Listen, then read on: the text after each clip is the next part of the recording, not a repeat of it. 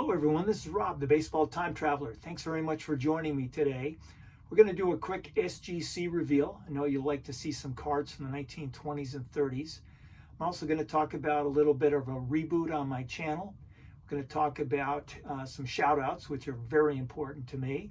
And I also want to talk a little bit about consolidating my collection. So to get things started, it's in no particular order. I'm probably going to do the SGC reveal randomly as I go through here, but I really want to focus on providing you some cards that you enjoy seeing. First off was a 1939 play ball of Charlie Gehringer. Came in with a nice 5. Really enjoyed that, and that will go nicely with Charlie's autograph that I received through the mail 43 years ago now, which I think Charlie Gehringer has one of the prettiest autographs in the hobby. Another Hall of Famer in this SGC reveal was Henry Heine Manouche, another Hall of Famer, great outfielder for the Pirates. And not to be outdone, this is my first shout out. This is Drew Clean Cheap Shots. Provided this as a gift to me, and I sent it off to SGC, and it came back a beautiful 4, Hank Thompson, 1953 Topps. And Hank Thompson's a very historic figure in early 1950s, late 1940s baseball.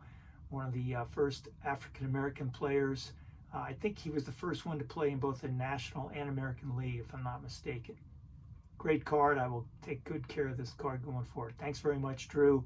Great channel, everybody. Make sure if you haven't already subscribed, check out Drew at Clean Cheap Shots. Additionally, there's 3 other channels I want to mention.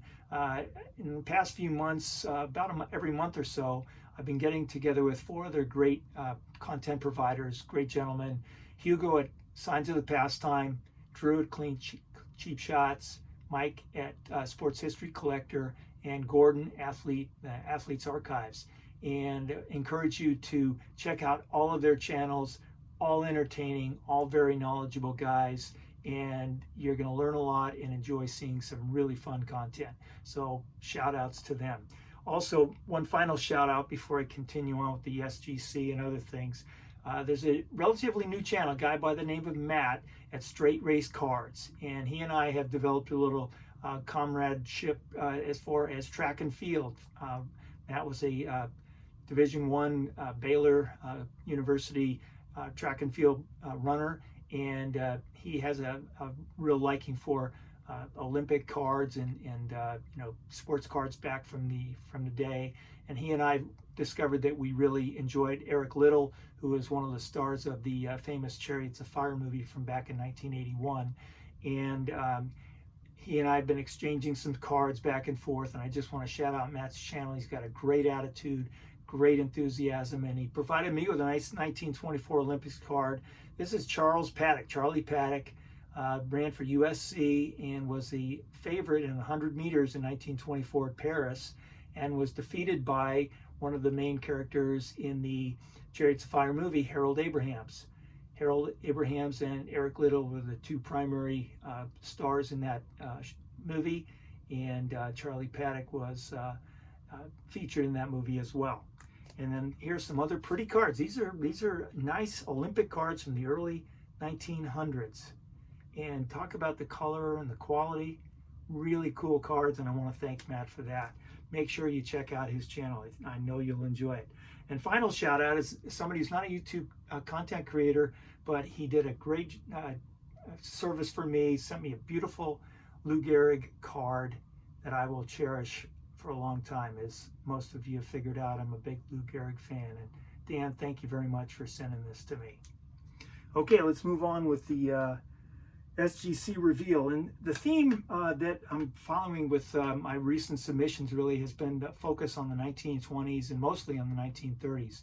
Here's some cards that I submitted, and this would be my oldest card now in my collection. I haven't gotten any T206s or thereabouts yet, but at this point, my 1922 American Caramel Elam Van Gilder. And many of you are probably asking, who is Elam Van Gilder?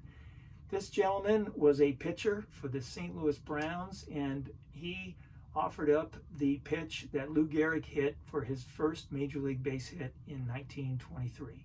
That's who Elam Van Gilder is. and you'll be hearing more about him in a later video.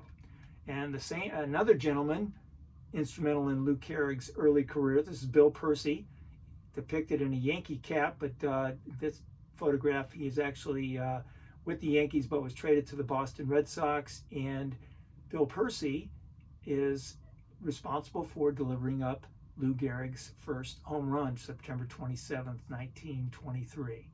So I'm going to be doing a video on Lou's first and last, kind of bookends to his illustrious career. He's such a great guy, and I wanted to focus on that.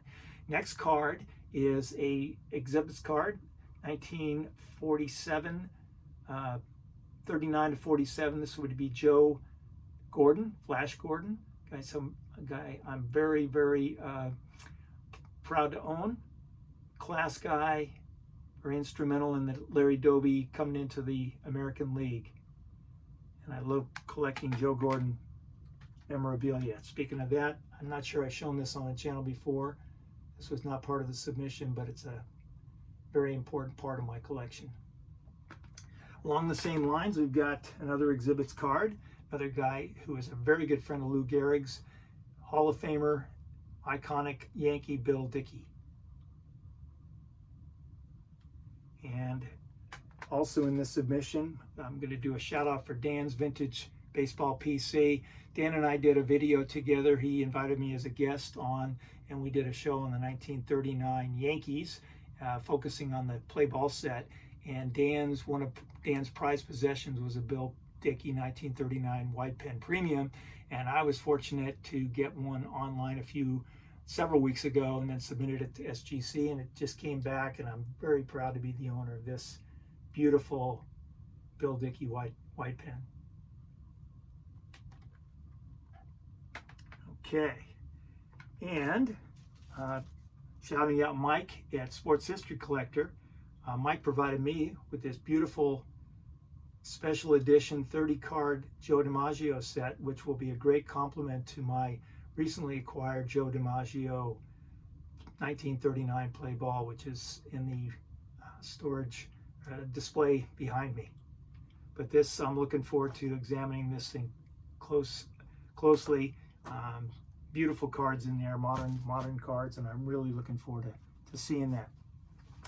Okay, and that essentially concludes the SGC reveal. The last card is a football card that Greg at Midlife Cards would probably appreciate. I'm not sure this is in his collection, but I saw his video earlier today, and he focused on his recent acquisitions, and he was showing off his beautiful Sammy Baugh collection. And this is a card that I submitted with that SGC group, and it came back, and I'm really proud to be owner of this beautiful exhibits card, Sammy Baugh, Slingin' Sammy Baugh. And I plan on acquiring more of his cards as time goes on.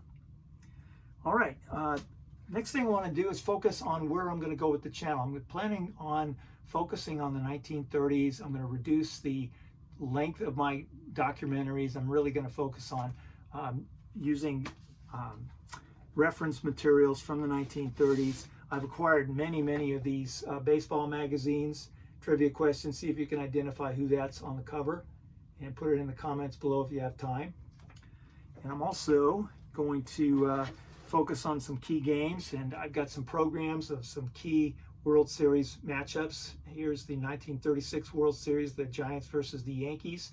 Several Hall of Famers played in that game, and there's radio broadcasts I've been listening to. I'm going to put all of this together and show off some great cards of the 1930s Yankees and New York Giants. And here's, speaking of that 1936 series, here's the cover with Carl Hubbell and Lou Gehrig. Beautiful magazine there. And this is another little item that I recently picked up. It's the itinerary for the 1938 Yankee spring training. And it's got all the players listed, and I'll be going into all this in a little detail. I'm just kind of giving you little tidbits here and there. The reason why I'm doing this is really to focus on an era that I didn't grow up in, but my dad grew up in. I grew up in the 60s, so I was watching Willie Mays, Sandy Koufax, Mickey Mantle, all of those players in their heyday. And my dad wrote a story before he died. He passed away about almost 6 years ago now, and my dad was my hero, and we never collected cards together. He was actually more of a fan than a collector, and he was my biggest fan. I was fortunate enough to play a lot of sports, and he was always at my games. And whether it was Little League or Babe Ruth baseball or Pop Warner high school football, my one and only college football game, and then he watched me in my rugby career after I left football, and just had a great time listening to my dad cheering for me in the stands. And I wanted to just read this excerpt he wrote shortly before he died, but he says, "By the standards of the 1930s, Dad," referring to my grandfather, "was well before his time in spending what is now known as quality time with me. I shall never forget the good times we had on those hot summer Sunday afternoons when he took me to see his beloved New York Giants at the old Polo Grounds. I remember well watching future Hall of Famers Mel Ott, Carl Hubbell, and Bill Terry perform for the Giants. In the fall, he would take me to see Ed Danowski, who went to Fordham. My dad went to Fordham. Tuffy Lehmans, Ward Cuff, and Mel Hine, and play for the New York Football Giants.